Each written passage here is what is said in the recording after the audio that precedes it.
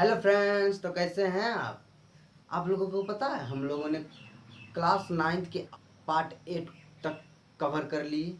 जिस क्लास को पढ़ने जा रहे हैं वो क्लास 9th का पार्ट 9th। और इस क्लास 9th के पार्ट 9th में हम आपको क्या बताने जा रहे हैं कि कोई एक निश्चित मान पर आती उस मात्रा भी जाकर कोई पदार्थ जलता। उसी प्रकार आज हम लोग ये पढ़ेंगे कि कोई पदार्थ कब उबलता है, इसके बारे में डिटेल में चर्चा करेंगे। तो किस बात की हम देरी कर रहे हैं भाई, क्यों ना हम आ जाए पढ़ाई करने के लिए। ज़्यादा देर करना अच्छी बात नहीं होती, समय बर्बाद होता है, राइट। लेकिन इस सब में कोई समय बर्बाद नहीं, बिकॉज हम लोग तो पढ़ाई कर ही रहे हैं ना। तो लेट ना करें, आ जाए।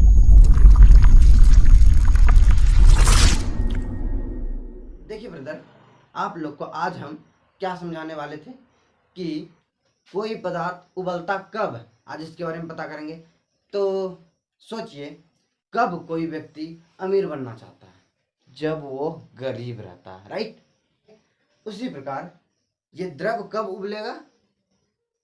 जब उसके टक्कर के बराबर कोई आ जाएगा, राइट। अब चलिए, वो किसके बराबर आने की कोशिश कर रहा है? देखो भाई, वो साइंस है, इसमें वाष्प दाब और वायुमंडलीय दाब में झगड़ा होता है। मैं बड़ा, तुम बड़ा, लेकिन उबलने के कारण, जैसे कि देखो, वायुमंडलीय दाब और ये वाष्प दाब, राइट। वायुमंडलीय दाब उठने लगा, वाष्प दाब गुस्सा आया, इसको दाबने की कोशिश किया, लेकिन नहीं, ये उठेगा, ये दाबेगा। एक ऐसा टाइम आएगा जो निश्चित टाइम पे बराबर हो जाएगा, राइट।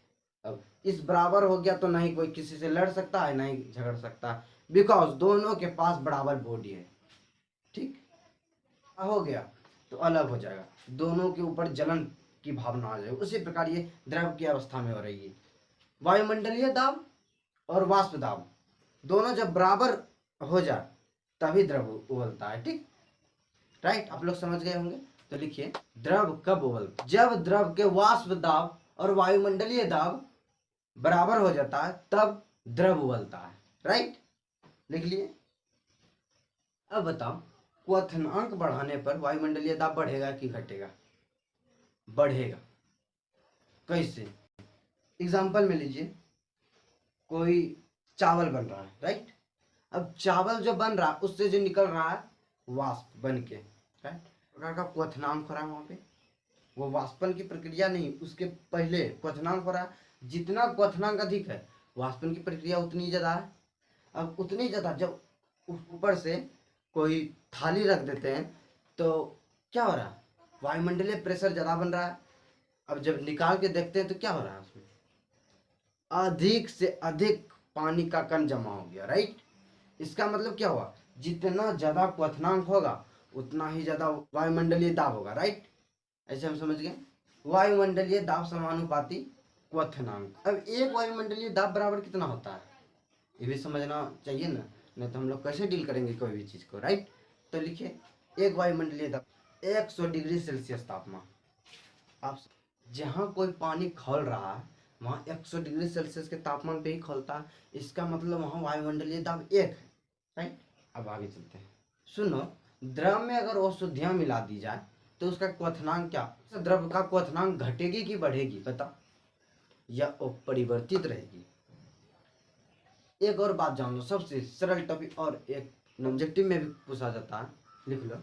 द्रव में अशुद्धियों की मात्रा समानुपाती द्रव का क्वथनांक। इसका मतलब द्रव में जितनी अशुद्धियां बढ़ेगी उतनी ही ज्यादा क्वथनांक बढ़ेगी, राइट।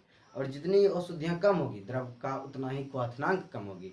ओके, इसमें कोई प्रॉब्लम नहीं दोस्तों। तो आगे एक और क्वेश्चन आता है, गैस और वाष्प में क्या अंतर है? सोचने वाली बात है, सच में क्या अंतर है? एक्चुअली बोला जाए ना, कोई अंतर नहीं है दोस्तों। क्या सच में कोई अंतर नहीं?